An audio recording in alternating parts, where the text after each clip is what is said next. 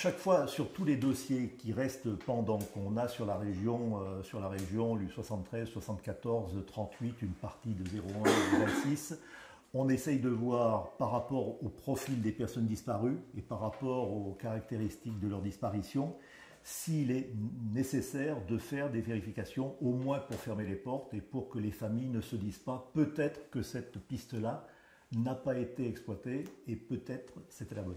Et est-ce qu'il y a d'autres disparitions avec qui vous faites un lien aujourd'hui avec l'actualité, avec le dossier Nordal-Lelandais? Alors, on en a plusieurs.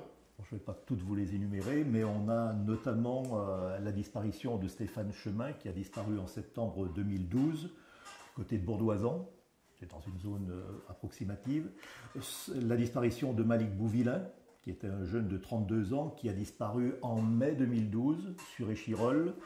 On en a d'autres qui nous interpellent. Alors, une autre qui est intéressante, qui a été résolue, et là, c'est la disparition en juillet 2015 à Chambéry, encore, donc de Nordine Seguiri, qui était un homme de 49 ans qui avait été hospitalisé à l'hôpital de Chambéry, qui est reparti de l'hôpital parce qu'il ne voulait pas y rester, et dont on a découvert le corps quelques mois après, dans un terrain vague, à quelques kilomètres de l'hôpital, sachant que le crâne a été découvert sur ce terrain vague et que les ossements ont été retrouvés éparpillés sur plus de 3000 mètres carrés.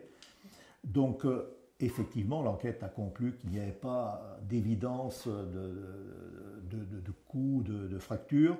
Par contre, la famille est convaincue, notamment sa mère, qui était passée par l'association, reste convaincue qu'il est possible qu'il ait fait une mauvaise rencontre, sachant qu'il est certainement parti de l'hôpital et qu'il a fait d'autostop.